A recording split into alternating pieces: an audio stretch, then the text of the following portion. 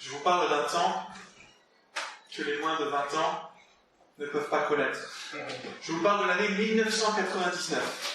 Le 11 août 1999 a eu lieu un événement d'ampleur internationale. Ceux qui étaient déjà nés s'en souviennent. C'était l'éclipse solaire totale. Et je me souviens qu'à l'époque, moi j'étais enfant, mais la plupart des gens avaient envie de la voir, cette éclipse. Mais seulement pour cela, il fallait revêtir des lunettes spéciales. Sans quoi, c'était très dangereux en fait. Et malheureusement, plusieurs personnes sont tombées dans le piège. Et certaines sont devenues même aveugles. Personne ne peut voir une éclipse solaire totale les yeux nus et vivre. Personne ne peut voir Dieu les yeux nus et vivre. Pourtant, beaucoup de croyants au travers des âges ont rêvé de cela, n'est-ce pas? Qui n'a jamais rêvé de contempler Dieu dans toute sa beauté, dans toute sa majesté, dans tout son amour, dans toute sa sainteté? Et c'est ce désir qui a poussé Moïse, un homme qui voulait grandir en intimité avec Dieu, à lui faire une demande audacieuse. Et je propose qu'on médite ensemble ce matin cette demande en Exode, chapitre 33, à partir du verset 12. Exode 33, verset 12 et suivant.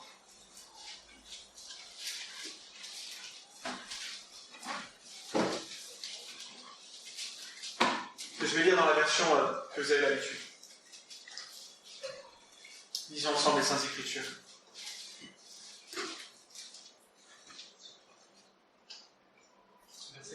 Exode 33, verset 12 et suivant. Moïse dit à l'Éternel, « Vois, tu me demandes de conduire ce peuple, mais tu ne me fais pas connaître qui tu enverras pour m'accompagner. Pourtant tu m'avais dit, je t'ai choisi personnellement, et tu jouis de ma faveur. Maintenant, si réellement j'ai obtenu ta faveur, veuille me révéler les intentions pour que je te connaisse. Alors j'aurai vraiment ta faveur et considère que ce peuple-là, c'est ton peuple. » Dieu répondit, « Je marcherai moi-même avec toi pour te rassurer. » Moïse reprit, « Si tu ne viens pas toi-même avec nous, ne nous fais pas partir d'ici. À quoi reconnaîtra-t-on que j'ai obtenu ta faveur, moi ainsi que tout le peuple? Sinon, si tu marches avec nous, et si nous sommes ainsi distingués, moi et ton peuple, de tous les autres peuples de la terre. » Alors l'Éternel répondit à Moïse, « Même ce que tu viens de demander, je te l'accorde, parce que tu jouis de ma faveur et que j'ai une relation particulière avec toi. » Moïse reprit, « Permets-moi de contempler ta gloire. » Dieu lui répondit, « Je ferai moi-même passer devant toi toute ma bonté, et je proclamerai devant toi les qualités de l'Éternel. Je ferai grâce à qui je veux faire grâce. J'aurai compassion de qui je veux avoir compassion. Mais tu ne pourras pas me voir, mais tu ne pourras pas voir ma face, car nul homme ne peut me voir et demeurer en vie. L'Éternel dit encore, il y a un lieu près de moi. Tiens-toi debout sur le rocher, et quand ma gloire passera, je te mettrai dans le creux du rocher, je te couvrirai de ma main, jusqu'à ce que j'ai passé. Puis je retirerai ma main, et tu me verras de dos. Mais ma face ne pourra pas être vue. Jusqu'ici la lecture de la parole de Dieu. Et le peuple de Dieu dit Amen. Amen. Alors cette scène est connue, elle est bien connue de ceux qui sont amateurs de l'Ancien Testament, mais paradoxalement, elle fait partie des plus obscures de toute la Bible. Et c'est d'autant plus paradoxal que Dieu s'y révèle, si on y réfléchit. Mais pour bien l'approcher, il me semble qu'il faut la replacer dans le livre auquel elle appartient. Alors vous connaissez le livre de l'Exode, c'est le deuxième livre de la Bible, Genèse, Exode, et il raconte en fait la délivrance du peuple du pays d'Égypte. Donc les Hébreux, les descendants d'Abraham, ont été emprisonnés en Égypte, soumis à un esclavage. Et c'est vrai que souvent on considère que ce livre raconte comment est-ce que Dieu va sauver le peuple de l'esclavage. Mais on oublie que ça c'est seulement la première partie du livre en réalité, c'est plutôt les 15 premiers chapitres. Et c'est un livre qui est beaucoup plus long. Donc d'abord Dieu sauve les Hébreux de l'esclavage, mais il les sauve aussi pour quelque chose. Et en fait, il les sauve pour les rencontrer et faire alliance avec eux sur le mont Sinaï. Ça, c'est en Exode, chapitre 20. Et en fait, il les sauve aussi pour faire sa demeure au milieu d'eux, avec le tabernacle. Et donc, en l'occurrence, Dieu sauve le peuple de l'esclavage pour qu'il puisse le rencontrer et habiter en son sein. Et pour se révéler, Dieu va faire appel à un médiateur, qui est Moïse, vous le connaissez. Il va se révéler à lui en Exode chapitre 3, avec le fameux épisode du buisson ardent, et puis il va l'appeler à libérer le peuple. Et ensuite, il va l'amener au désert pour faire une alliance avec lui. Mais seulement à peine cette alliance va-t-elle être contractée qu'elle va déjà être brisée. Et c'est l'épisode du veau d'or. Vous savez, en Exode chapitre 32, ce qui se passe, C'est-à-dire que Moïse part en haut de la montagne, et puis quand il revient, il entend les bruits de louanges, peut-être les bruits d'une boum, les bruits d'une boîte de nuit, et il se dit, tiens, qu'est-ce qui se passe? Peut-être qu'ils sont en train de louer l'Éternel, non, il ne se dit pas ça d'ailleurs dans le texte, mais en fait, il s'aperçoit que malheureusement, eh bien, le peuple s'est fait des faux dieux. Eh bien voilà, le peuple s'est fait un veau d'or. Et il a dit, voici tes dieux qui t'ont libéré d'Égypte. À peine le dos tourné, que déjà le peuple se rebelle. Et notre texte s'inscrit justement dans cette section, dans les chapitres 32 à 34, où l'alliance va être rompue par les Israélites au chapitre 32, et puis elle va être restaurée par Dieu au chapitre 34. Et donc, comme vous connaissez bien les chiffres, entre 32 et 34, il y a le chapitre... Ah, tout le monde n'a pas répondu. Et l'enjeu principal de cette section, en fait, c'est la présence de Dieu. La présence de Dieu. Comment est-ce qu'un Dieu saint peut cohabiter avec des hommes pécheurs? Comment est-ce qu'un Dieu saint peut faire alliance avec des hommes qui, à peine le médiateur a-t-il le dos tourné, qui se vautrent dans l'idolâtrie? Et en fait, ces questions, qui sont au cœur des chapitres 32 à 34, et notamment le chapitre 33, sont en réalité la grande question que pose l'Ancien Testament. Comment est-ce qu'un Dieu saint peut habiter avec des hommes pécheurs? Et au milieu de notre section, chapitre 33, Moïse va intercéder en faveur du peuple. Et Dieu va consentir, c'est ce qu'on voit dans les premiers versets de notre passage, à marcher à nouveau à leur côté. Et on imagine facilement la joie de Moïse lorsqu'il a entendu que c'est bon, Dieu redonne une nouvelle chance à Israël, un petit peu comme un mari ou une épouse trompée qui dirait, bon, c'est vrai, tu as été infidèle, mais allez, on prend un nouveau départ. Et c'est peut-être pour ça qu'il a lancé cette demande audacieuse, et c'est là-dessus que nous allons méditer particulièrement. Verset 18. Permets-moi de contempler ta gloire. Permets-moi de contempler ta gloire. Alors peut-être que vous avez l'habitude d'autres versions qui disent « Fais-moi voir ta gloire », mais c'est la même idée. Mais si vous êtes des lecteurs familiers de l'Exode, peut-être que vous êtes surpris à ce moment-là. Pourquoi? Parce que s'il lui dit « Permets-moi de contempler ta gloire », ça veut dire que, visiblement, il ne l'a pas vu, qu'il ne l'a pas encore contemplé. Et pourtant, dans les chapitres précédents, on a l'impression que Moïse est bien face à face avec Dieu. Regardez simplement Exode 33, les versets 8 à 11, juste avant notre passage. Chaque fois que Moïse sortait pour aller à cette tente, le peuple se levait et chacun se tenait à l'entrée de sa tente pour suivre Moïse du regard jusqu'à ce qu'il soit entré dans la tente. Dès qu'il y pénétrait, la colonne de nuée descendait et se tenait à l'entrée de la tente, et l'Éternel s'entretenait avec Moïse. Tout le peuple voyait la colonne de fumée se tenir à l'entrée de la tente, et le peuple tout entier se levait et se prosternait, chacun à l'entrée de sa tente. L'Éternel s'entretenait avec Moïse directement, comme un homme parle avec son ami. Puis Moïse regagnait le camp. Et vous savez, en hébreu, quand il est dit Moïse parlait directement, ce qui est écrit en réalité, c'est Moïse parlait face à face. Et en fait, si vous avez remarqué dans la lecture que j'ai faite, il y a une insistance sur les verbes visuels en fait. C'est-à-dire que le peuple voyait Moïse, il voyait la colonne de fumée, et puis Moïse était face à Dieu comme un ami. Cette nuée qui symbolisait la présence de Dieu, et puis Dieu lui-même qui parlait face à face avec Moïse. Alors que demander de plus? Si déjà le peuple voit la colonne de nuée, qui signifie la présence de Dieu, si en plus Moïse a des entretiens personnels avec Dieu, que demander de plus? Eh bien, je crois que si Moïse demande « Permets-moi de contempler ta gloire », c'est qu'il a conscience qu'en réalité il ne voit Dieu qu'à moitié. Il le voit sans le voir, qu'il n'a accès que pour partie à la révélation. Et même s'il se trouve dans la tente de la rencontre, c'est-à-dire le lieu de la rencontre entre le ciel et la terre, eh bien, il n'a pas encore pleinement accès à la divinité. Dieu demeure largement caché, invisible à ses yeux. Alors, Moïse en veut plus. Moïse en veut plus.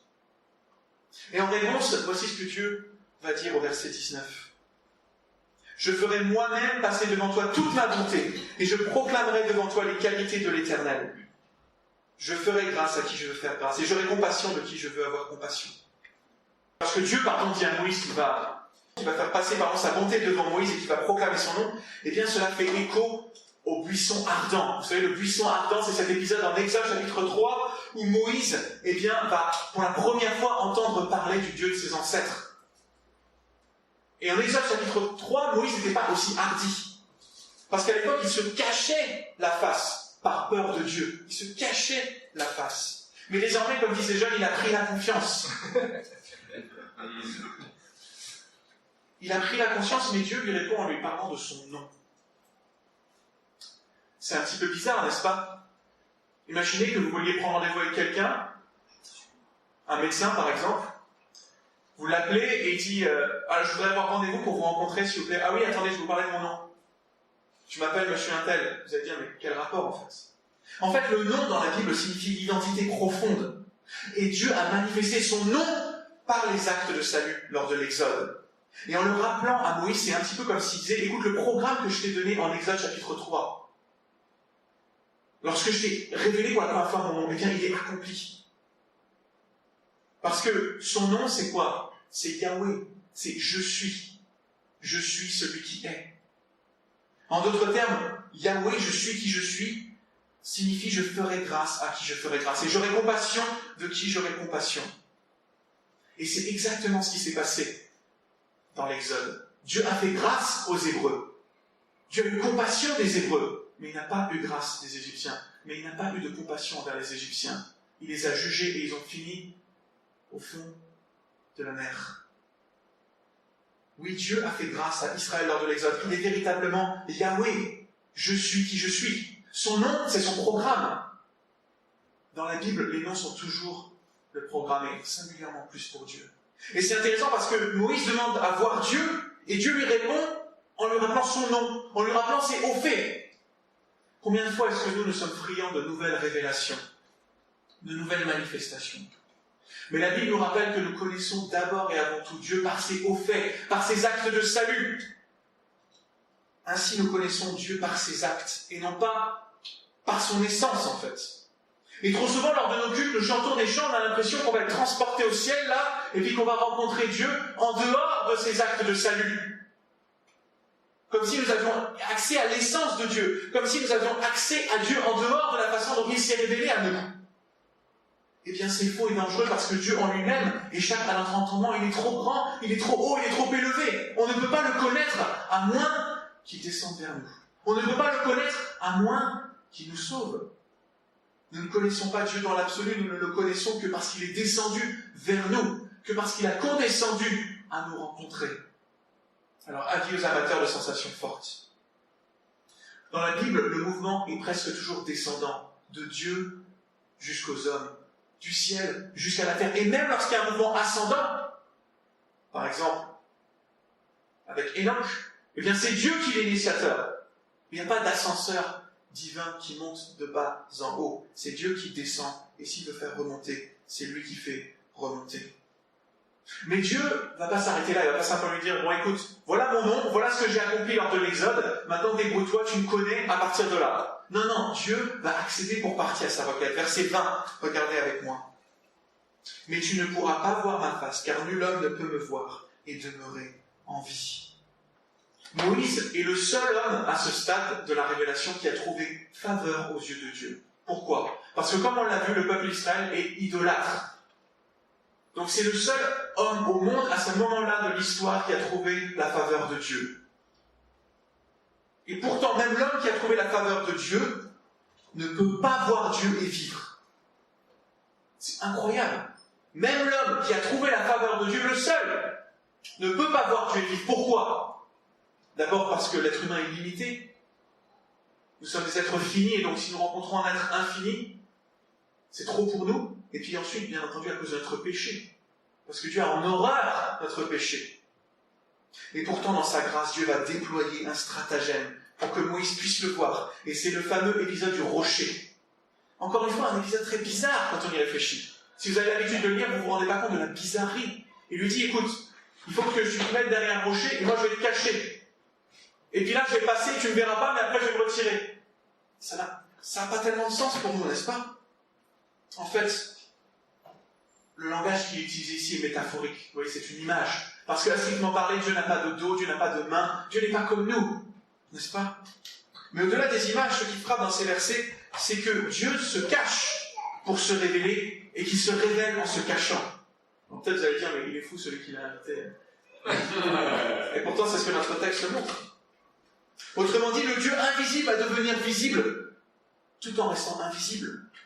Songez-y, pour se dévoiler, Dieu a besoin de cacher Moïse, de l'entourer d'une double protection. Caché dans le rocher, caché dans sa main. Et donc si Dieu le voit, si Moïse voit Dieu, c'est in extremis, c'est au dernier moment et c'est de dos. Et ça m'a rappelé un épisode de mon enfance. On retourne aux années 90. Là, je suis d'humeur nostalgique en ce moment. Quand j'étais petit, je me souviens que la femme de mon père m'autorisait à voir certains films, mais à condition de me cacher certaines parties qui étaient un peu choquantes. Il y en a qui ont fait ça, n'est-ce pas? Et je me rappelle de Jurassic Park. Il y a la scène du T-Rex dans Jurassic Park. Et en fait, à chaque fois qu'il y avait cette scène du T-Rex, eh bien la femme de mon père, elle faisait ça. Et donc j'entendais, je percevais quelque chose, mais je ne voyais pas vraiment. Alors des fois j'essaie de regarder, mais je voyais sans voir. Et au passage, si vous avez des enfants, ne faites pas ça parce que c'est pire en réalité. Ils entendent les bruits, ils imaginent. C'est vraiment pas génial. Mais bon, peut-être c'est que moi. Eh bien Moïse c'est pareil, en fait, il voit sans voir. Il voit le derrière de Dieu lorsqu'il retire sa main, mais il ne peut pas voir la face de Dieu. En réalité, Dieu se cache en se révélant et il se révèle en se cachant. Le Dieu invisible devient visible, tout en demeurant invisible. Et en fait, c'est terrible, mais par nature, nous sommes aveugles spirituellement. Là, je vous vois un petit peu flou, parce que je suis myope, mais c'est pire que ça, par nature, nous sommes aveugles spirituellement. Nous ne voyons pas Dieu parce que nous ne pouvons pas le voir, mais parce qu'il se cache à nos yeux. Et même le livre de la nature, la création, est brouillé devant nos yeux. Même la création qui nous révèle le Créateur, elle ne donne pas un accès privilégié à lui. Par nature, nous ne pouvons pas voir Dieu. Même lorsqu'il se révèle, il est masqué. Et ça, c'est terrifiant si on y réfléchit. Le Dieu masqué. Parce que ça veut dire que si un jour Dieu enlevait son masque, qui est-ce qui va être derrière ce masque? Qui est ce Dieu qui se révèle? Et si on en restait là, ce serait terrible. Mais fort heureusement, Dieu n'en est pas resté là. Et l'un des aspects les plus négligés de la bonne nouvelle, je crois, c'est quand Jésus-Christ, le Dieu invisible, devient visible. Un des aspects les plus négligés de la bonne nouvelle de l'Évangile, c'est quand Jésus-Christ, le Dieu caché, est révélé. Et la réponse à la problématique de Moïse, c'est la venue de Jésus. Comment pouvons-nous voir Dieu? En Jésus et seulement en Jésus. Cette vision de Dieu, elle est rendue possible parce que Dieu lui-même a pris forme humaine. Disons ensemble dans Jean chapitre 1. Jean chapitre 1, verset 14 et puis verset 18. Des versets bien connus, où Jean fait clairement allusion à Exode 33. Dans le Nouveau Testament, Jean chapitre 1, verset 14. Celui qui est la parole, et dans Jean 1, 1 et suivant, il est dit que cette parole est la parole créatrice. Celui qui est la parole est devenu homme, et il a vécu parmi nous. Nous avons contemplé sa gloire, la gloire du Fils unique envoyé par son Père, plénitude de grâce et de vérité. Permets-moi de contempler ta gloire. Nous avons contemplé sa gloire. Et verset 18. En effet, si la loi nous a été donnée par Moïse, la grâce et la vérité sont venues par Jésus-Christ. Ça c'est verset 17 et verset 18. Personne n'a jamais vu Dieu. Personne n'a jamais vu Dieu. Ça c'est l'Exode 33. C'est l'Ancien Testament, on en reste là. Mais Jean ajoute quelque chose. Personne n'a jamais vu Dieu. Dieu, le Fils unique qui vit dans l'intimité du Père, nous l'a révélé. Dieu a répondu à la demande de Moïse. Fais-moi voir ta gloire. Permets-moi de contempler ta gloire. Il a répondu, mais de manière partielle, de manière voilée, de manière cachée. Mais surtout, il a répondu des milliers d'années après, en envoyant son propre Fils. Non pas en montrant simplement son dos, mais en envoyant son propre Fils. Et c'est pour ça que lorsque Philippe a demandé à Jésus, mais montre-nous le Père, en Jean 14, montre-nous le Père, qu'est-ce que Jésus a répondu? Celui qui m'a vu a vu le Père. Lorsque Philippe voyait Jésus, il ne voyait pas simplement le dos de Dieu, ou la main de Dieu, ou le rocher de Dieu. Il voyait Dieu en chair et en os devant lui. Il pouvait réellement contempler Dieu. Mais visiblement, il n'avait pas compris. Mais l'histoire ne s'arrête pas là. Parce que dans les évangiles, nous remarquons qu'il y a un jeu permanent entre le caché et le révélé. En ce moment, je suis en train de relire l'évangile de Marc et c'est évident. Relisez les évangiles, il y a toujours ce jeu entre caché, révélé, entre visible et invisible. Oui, Jésus est le Fils de Dieu, Seulement, en quelque sorte, sa divinité est voilée dans son humanité. Pourquoi? Parce que ceux qui sont censés le reconnaître et voir en lui Dieu ne le reconnaissent pas. Et ceux qui sont censés ne pas le reconnaître, le reconnaissent. J'ai lu cette semaine dans Marc, non, c'est pas dans mes notes, je m'éloigne, mais j'ai lu cette semaine dans Marc, qui sont les premiers à reconnaître que Jésus est le Fils de Dieu? Les démons. Qui sont les premiers à refuser que Jésus soit le Fils de Dieu? Les religieux. J'en veux pour preuve que les pharisiens n'ont pas reconnu Jésus comme le Fils de Dieu. Et ils sont même pas les seuls en fait, parce que même Philippe, il dit, mais montre-nous le Père. Il est où Dieu? On ne le voit pas. Et l'exemple suprême reste la croix. La croix, le lieu de la révélation par excellence, qui manifeste l'amour, la grâce, la justice de Dieu, aux yeux de tous. Et n'oubliez pas que Jésus a été livré au spectacle. Et c'est ça le sens de la croix. Il a été publiquement livré au spectacle, visible devant tous. Et nous, pudiquement, on le représente voilé, mais pas du tout. Il était nu. Nu sur la croix, humilié aux yeux de tous. Mais qui parmi ses bourreaux et ses spectateurs l'a reconnu comme le Fils de Dieu? Qui a reconnu dans le visage ensanglanté du crucifié la réalité du Dieu de Moïse incarné? Le centenier romain, vous vous souvenez, il a dit, celui-ci était vraiment le Fils de Dieu. Mais les autres, rien du tout. Alors comment comprendre? En Jésus-Christ, le Dieu invisible devient visible, mais il demeure caché sans la foi. De la même manière qu'à l'époque de Moïse, le critère discriminant pour voir Dieu, c'était la foi. Aujourd'hui encore, le critère discriminant pour voir Dieu, c'est la foi. Si Moïse n'avait pas eu la foi, il n'aurait rien pu voir. Si nous n'avons pas la foi, nous ne verrons rien non plus. Et donc, le paradoxe de la visibilité de Jésus jusqu'à ce qu'il revienne, c'est que nous avons besoin de la foi. Alors tout œil le verra. Mais en attendant, c'est la foi qui prime. Et vous voyez que même les disciples voyaient sans voir. Ils ont passé 3 ans avec Jésus à être un peu myopes. Et vous avez cette scène dans les évangiles où Jésus, il guérit un aveugle. Et juste après, il y a quoi? Il y a la confession de Pierre. Et c'est un symbole, en fait, pour nous montrer que là, le voile a été enlevé de Pierre et qu'enfin, il voit Jésus. Mais quelques versets plus loin, qu'est-ce qui se passe? Il lui dit, non, ne va pas à la croix. À Dieu ne plaise. À nouveau, hop, le voile est remis. En fait, c'est seulement après la résurrection et l'envoi de l'Esprit qu'ils ont reconnu en Jésus le Dieu invisible devenu visible. C'est seulement après la résurrection et l'envoi de l'Esprit que les disciples ont reconnu qu'en Jésus, Dieu avait fait grâce à qui il avait fait grâce et qu'il avait eu compassion de qui il avait compassion. Vous voyez que les disciples n'ont pas rencontré un Dieu abstrait, ils n'ont pas été enlevés au ciel comme ça pour essayer de voir une essence divine. Non. Ils ont rencontré Dieu incarné, Dieu dans la chair. En un mot, le Dieu voilé de Moïse est devenu le Dieu dévoilé de Jésus pour eux. Mais à peine l'avait-il retrouvé qu'il est déjà parti. Pourquoi? Parce que ce qui compte, c'est la foi. Alors que faire aujourd'hui de cette réalité? Peut-être vous avez dit qu'on nous a embrouillés avec des invisibles, cachés, révélés. Ça ne veut rien dire, ça ne me concerne pas. Au secours. Bon, j'espère que vous ne dites pas ça. Que faire aujourd'hui de cette réalité? Si le Dieu invisible devient visible en Jésus-Christ, et seulement en Jésus-Christ, alors nous devons faire nôtre cette prière de Moïse. Permets-moi de contempler ta gloire, fais-moi voir ta gloire. À chaque fois que nous commençons un culte, fais-moi voir ta gloire. À chaque fois que nous ouvrons les Écritures, fais-moi voir ta gloire. À chaque fois que nous avons un week-end d'église, fais-moi voir ta gloire. C'est-à-dire, montre-moi Jésus. À chaque fois que nous avons un culte, fais-moi voir ta gloire, c'est-à-dire montre-moi Jésus. À chaque fois que nous avons une réunion de prière, fais-moi voir ta gloire, c'est-à-dire montre-moi Jésus. À chaque fois que nous rompons le pain, que nous partageons la coupe, à chaque fois que nous nous réunissons, quoi que nous fassions, fais-moi voir ta gloire, c'est-à-dire montre-nous Jésus.